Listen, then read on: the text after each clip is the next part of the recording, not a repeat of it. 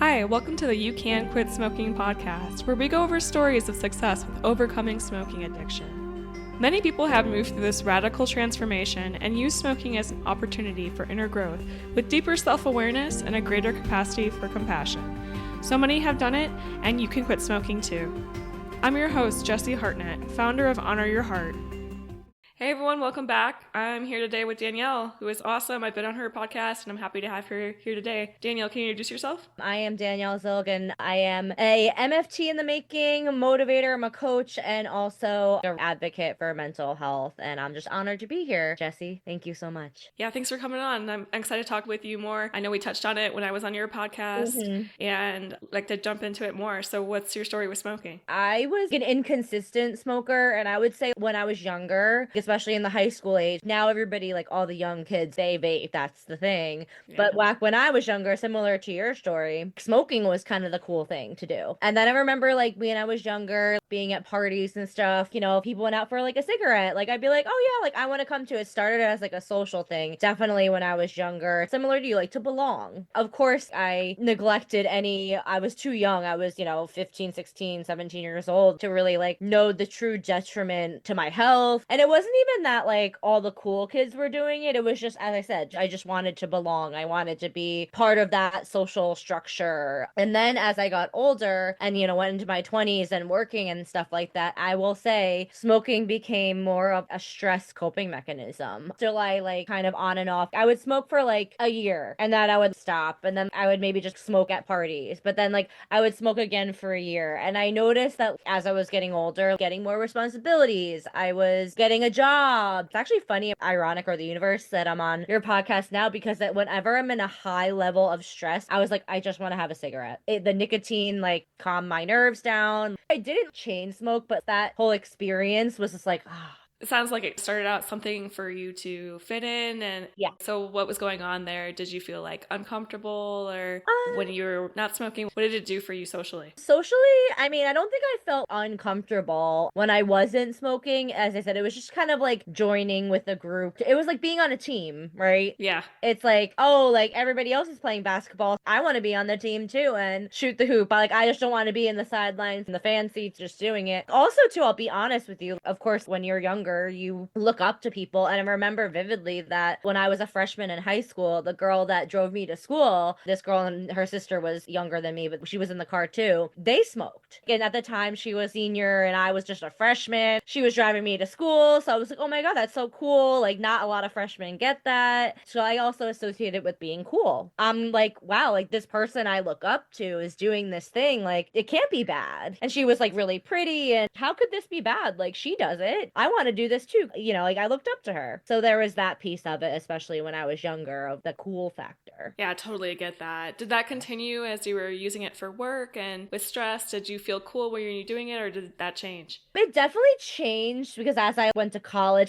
is just a cesspool of experimentation of everything. Oh, yeah. I'm not even like, it's just like everything. You're no longer smoking to be cool in college at parties specifically. Like I remember later in my high school years when like that girl had graduated and I was the senior in high school, I would be at a party or something. And it was a nice break in the night to just be like, oh yeah, I'm just going to go out and have a cigarette. And then other people that smoked would be like, yeah, I'll come with you. And it'd be like that nice little, all right, let's get out of the chaos for a little bit. I just want a cigarette. It was almost like, oh, like give me some alone time while other social things were going on. Totally, like that break from the crowd. Yeah, exactly, like that break. So it was that. And then as I became working after college, I used smoking more as like a break. It was like also like a bonding experience with a coworker. Like, hey, want to go out? Going out to get coffee. Like a coworker would come over and be like, hey, you want to? And be like, yeah, let's go. But then when I was 20 to 30, I smoked on and off less amounts of time, maybe like 3 months, and then I would stop. But that's when it definitely became a stress coping mechanism. When I was in severe moments of stress, I would just be like, oh my gosh, I just want a cigarette. And I would smoke out of stress because at the time I wasn't medicated. I struggled with anxiety pretty much starting in my early 20s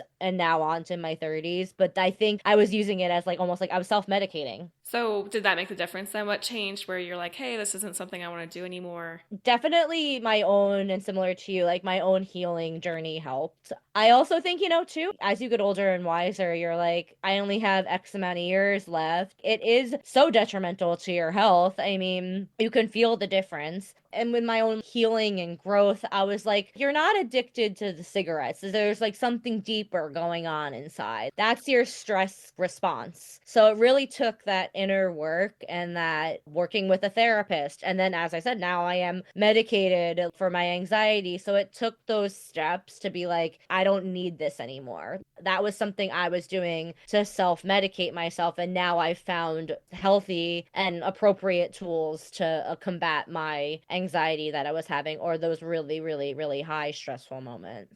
That's amazing. I think that's such a key part to changing any habit, really. If this isn't working for me, to find out what those needs are and meet them in other ways. And so I just think that's great. But I'm kind of wondering, was it a difficult process for you then? Yeah, because I will say too, like, I remember, like, similar to you sharing me with your story, it's like that's why I think I smoked on and off for so long. I would smoke for like a couple months and then I go cold turkey and I'd be like, okay, I can do this. Maybe like 4 months would go by and then I would start smoking again. It was very sporadic. That went on from, I would say, probably from right after college, so like 22, 23, to like probably my late 20s. So I would say like a good 5 year span of my life as an adult. And that was just social smoking in high school. If you look at my smoking history, there was a 10-year span, just like very inconsistent, but it took me that long to cold turkey quit. It was one of those things I remember as well. Like I told you, it was like a bonding thing with a coworker, but it was also to around other people too. I think that's another big thing in your story as well. Like when you're around other people that are smoking, even though like I wasn't, or I didn't have a pack of cigarettes, they'd be like, oh, do you want one? And like the temptation, like I hate to say, like it's like just pressure, the peer pressure, just be like, yeah, sure, yeah,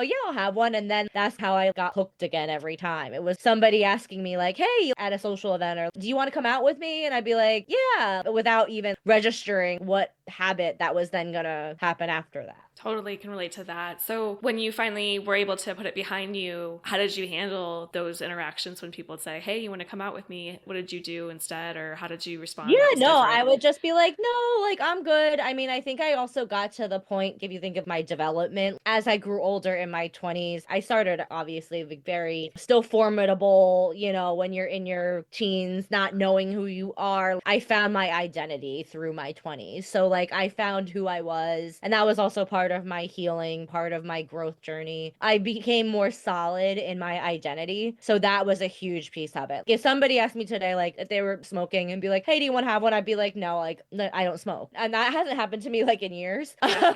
Somebody like asked me that, but I would just be like, no, I don't smoke, because it's like I know who I am now. But when you're younger, you don't have that sense of identity. So you're trying to find it everywhere else. But then once you look in and you figure out who you are, it's very easy to just be like, nope, like that's not for me. And of course too, like now that I'm in my 30s and older, and the health, you see the repercussions on your health and how you really get focused. Not like I'm like a health nut, but you know what I mean? Like you want just general wellness. I do want to live a long life. I want to be as healthy as possible, and smoking is very detrimental to your health. So that was a big factor, I would say, as I got older. I'm wondering if there was any point where maybe you noticed or observed a difference in smoking affecting your stress. Like maybe when you were on the medication, did you still try smoking for I stress? did. And Yeah. was that as effective, or did anything change with that, with your perception of it being a stress relief? Obviously, I was very dysregulated when I was smoking as a coping mechanism. When I got more regulated, I remember whenever like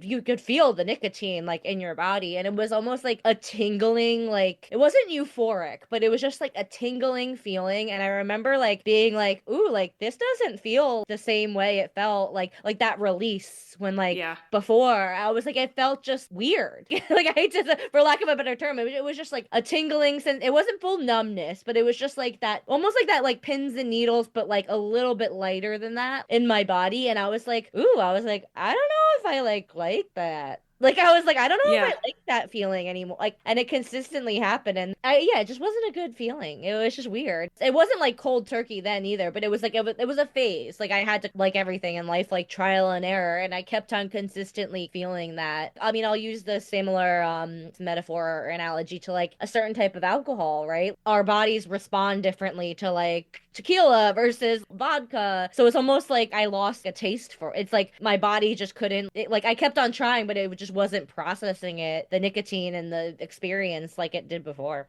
We will get back to the conversation in just a moment. If you're listening to today's story and feeling a bit of that familiar tension in your own journey, I want to share a resource with you. We all know that a craving is just a temporary sensation, but when you are in the middle of it, that feeling can take up a lot of space. I put together a free mini course called How to Survive a Craving. It's a collection of specific tools and mindset shifts that I use to navigate those hard minutes and stay connected to my true desire to quit. You can grab it for free at honoryourheart.net/craving, so you have those tools ready for the next time you need them. Now, let's head back to today's episode.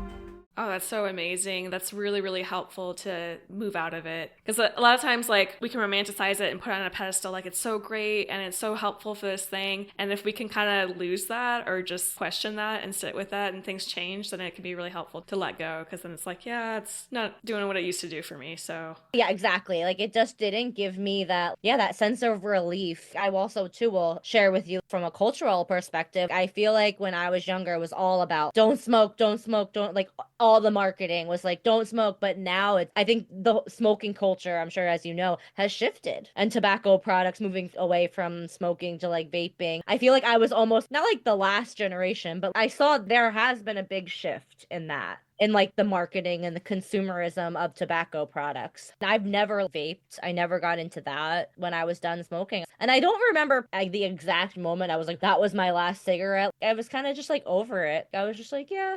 oh, that's beautiful. I like that too, because I didn't like to count days or anything like that. It Yeah, always stressed yeah, me like, well, out. yeah, like, well, your last one, or like, this is my last it was like, yeah, like, it kind of just, I will be honest with you, like, I didn't have a goal of stopping it. It kind of just organically happened, which I don't know if that's normal or not. No, everyone has their own way with it. So I don't really think when I quit, I didn't really expect it to be my last time either. But then everything Yeah. lined up and I was like, yeah, I'm going to do this.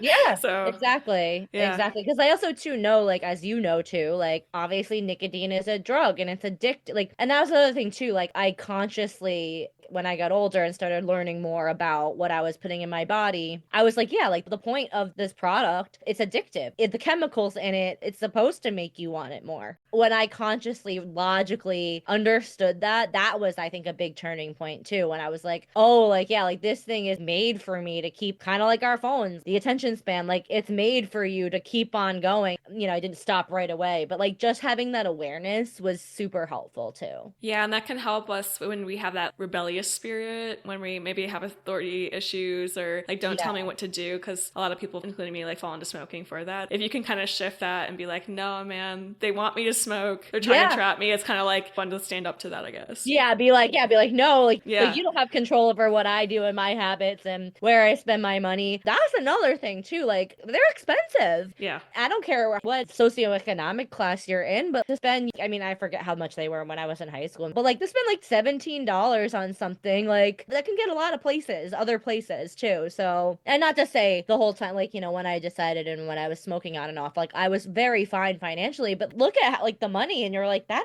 adds up. Like over however many years that you smoked, and like you could have invested that money or you could have spent it on other things, you could whatever, and you look at it, you're like, oh my gosh, like that's a lot of money. And you can invest that into things that are more sustainable for you and keep you on a better track than that. So exactly. I know you're like an expert in this and you have probably like 1,000 different tools that you use, but what's like one tool that helps you regulate with stress that you were able to use instead of smoking? Honestly, this is a very simple tool and people don't even think of it as a tool. And I know when I say this, you're going to be like, duh, but just breathing. Take 3 minutes and just sit with yourself and just take as many deep breaths as you need. Don't focus on anything else and just breathe. Breath work for me works really well. And also too, all the simple things, right? Like I was actually talking about this with somebody earlier. Of course, I have many coping mechanisms and tools and therapies, but when it comes to like bodily sensations like stress, and I know too, to manage my anxiety, I also know drinking water for me works. Like just, it just cools down my body. It hydrates me. I will say also too, for those people that suffer with like really bad anxiety, like our vagus nerve is the nerve that runs through our whole body and it runs through your chest. So I put ice packs on my chest sometimes if I'm like really really, really anxious, just also to cool my body temperature down. But those are just a couple of things that really help if I'm in a state of just stress instead of going to an unhealthy coping mechanism. The breath is free.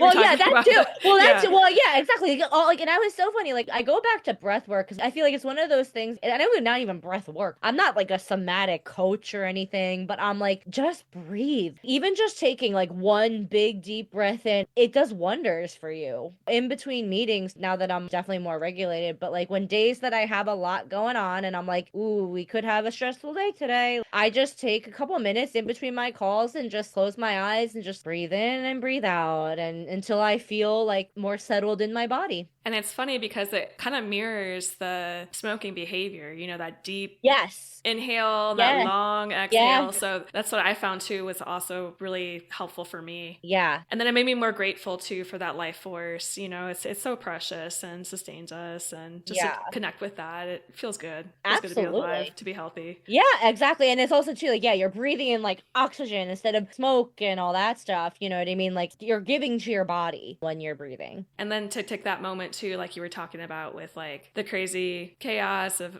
party or life, to take that break, to take that moment to be alone. Like I feel like that's what a lot of people get out of smoking, and we're able to take those things out and use them to calm ourselves, but lose the smoking, ditch the smoking. Yeah, you know? but also it's one of those things that now that you say that, like, it's like I feel like now the work that like we do, not to say like I'm an outlier, but it's one of those things that like you can do alone, even though yes, like people do it for belonging and social, but it's one of those things like you can do it on your own and by yourself, and you don't need anybody else to do it with you. There is a certain level of power to that. Yes. Or like, you know, individualism, but there's that side of it too. Of course, at parties when I was younger, like some of us smoked and some of us didn't, and but I remember sometimes just being outside alone and just be like, yeah, like that's something I could do. Yeah, when we give ourselves the permission. Like kind of an escape. Yeah. Well, someone that's in it, they're struggling. Maybe they're in that on and off cycle. They know they want to quit, but they keep finding their way back to it, keep sneaking back in their life. What word of advice would you have for them? I will normalize and say, like, it is very hard to break a habit because it's a habit. Let's be honest. Like, smoking is a habit. And you would agree with me here. You have to dig deep and figure out what is causing the habit. And it's not just like, oh, yeah, like I'm relieving stress. You have to go deeper than that. I mean, I did some very deep healing work. You know, I also, too, I don't know if I shared this on my podcast or I'll share it here. Like, I lost my mother in my mid-20s. Talk about a stressor. Yeah. You know what I mean? Like that was a huge thing that, you know, of course, like unhealthy coping mechanism, yes. But like once I started digging deeper to be like, what am I don't want to say like smoking numbed me, but like what was I using it to escape from? Like when later in life, like what, like, because, you know, it makes sense in the beginning and the social part of it and the belonging. But when I feel like I had a solid identity, my mid-20s to late 20s, why was I still holding on to this? I was like, you have to dig deeper, Danielle, and figure out what is this habit serving? Like what void is it filling? Then when I found that answer, it was like, yeah, I just continued on my healing journey. You have to find whatever the root cause is and then fix that root cause. I know it sounds so easy, but then everything else kind of falls into place. And then you get to fix your habits. I'm sure you know the book, the James Clear Atomic Habits. I haven't. Oh, really? It's a book called Atomic Habits. And he has in the book, I love this quote and I use it all the time. It's that we don't rise to the level of our goals, but we fall to the level of our systems. If you replace smoking with a certain practice or a certain habit and you consistently do that, you're going to probably succeed doing that versus just telling yourself, my goal is just quit smoking. So you have to kind of like create a system or a practice to like follow that isn't related to smoking at all, and start doing that, and smoking will maybe just go away on its own. Brilliant advice there. Thank you for sharing. Yeah, thank you. And thank you for having me. Yeah, I'm so excited to have you on here and to talk with you and talk to us more about your podcast and your work and how people can get in touch with you. Absolutely. So my podcast is the Feeling and Healing Podcast. Jesse was on it, talk about all things mental health and creating spaces for feeling and healing. And you can find the podcast on YouTube at Feeling and Healing, as well as Apple Podcasts and Spotify. All of my handles everywhere. My website's DanielleZMFT.com is my website. And then then everywhere it's just Danielle Z MFT. And do you want to talk more about your coaching? Yeah, absolutely. Really, as I said, I'm very passionate about not even just my smoking journey, but my whole mental health journey has been a lot of inner work. And I like to say I like to work with people on kind of going from surviving to really shining in their life and really living what I like to say whole living. So that to me is having a lot of inner peace, doing inner work to get you there, to feeling worthy, and also to feel like you want to be seen in this world. So I do a bunch of programs with my clients to do a lot of inner self work, defining your core values, gaining some self-awareness so then you can walk through the world as your most truest authentic self. I think that all aligns perfectly with quitting smoking. Yeah, exactly. Like, and I will, now that you said that, and it's so, this just popped into my head because I'm going into my therapist brain because I'm going back to school to be a therapist, that smoking to me was a protective part. It was protecting me from something that, like, I was hurt. So it was protecting me. And I had to do the healing to have that protective part to heal it. I had to heal that protective part. I have a very similar journey, so I understand. Yeah. It's not like literally just came to me. I was like, oh my God, Danielle, that was a protective part. I was like, yeah. And that helps too. Like, I don't know if you've had any regret. It seems like, it didn't affect you too much physically, but some of us, I've got gum disease and rosacea and all like these lasting effects from it. So it was very hard for me to come to terms with that, with what I had lost and the wasted time and things like that. But it helps me have compassion for myself. And it's like, that was my protective mechanism. That was my way to survive at that time. So I think that can be really helpful to us. Absolutely. You should give yourself grace, because I will share with your listeners, like, we all are only human. And that's another thing too with your story. And this just came to my head. Our brains, we will always, and I know I said that, like, form another system. That's not easy. Like, this is why, as you know, this is why it takes people so long to quit smoking. Yeah. You know what I mean? Like, for me, I struggle going to the gym. Everybody's like, I'm like trying my best to do something better, but nothing has worked out for me. But I'll figure that out. That's something for another podcast or another episode. But your brain and your nervous system is built, even if it's unhealthy, it's built on patterns. Yes. So that's why if smoking is a pattern that is familiar to your nervous system, it's going to go to that because that's what it knows. And it doesn't matter if it's unhealthy or not. And breaking that pattern, it's hard. It is hard, but worth it. It's worth the work and the patience with yourself. Yeah. I always say, like, you have life lessons, you learned it, of course, and you're taking that learning and you're also doing something beautiful and taking your experience and helping others with it. And that's amazing. You don't know where it's going to lead. So it helps me too that I'm in a place that I'm happy, and I couldn't have gotten here if I hadn't done everything I'd done, even the mistakes or, the wrong turns I took. It all led to here. So learn to be grateful for it now. But yeah, it can help when you understand those parts with some compassion, like you said. I really, really appreciate that. And I appreciate you coming on here and sharing everything and telling us your story, sharing your knowledge, your wisdom with us. And just want to thank you so much. Thank you, Jessie. I appreciate it. All right, everyone. Take care. I'll see you next week. I hope today's story inspired you as much as it did me. When we hear stories like this, it's a powerful reminder that change is possible. If you're ready to start taking those steps for yourself, I'd love to help. I put together a free mini course called How to Survive a Craving to help you access tools to get through temporary cravings and hold fast to your true desire to quit smoking. This course is the stuff I wish I knew when I was practicing quitting, and I've put what worked for me in one place for you. You can grab the mini course right now by visiting honoryourheart.net/craving. Until next time, remember to treat yourself with kindness and to cherish the gifts of your heart. I'll talk with you soon. Thank you.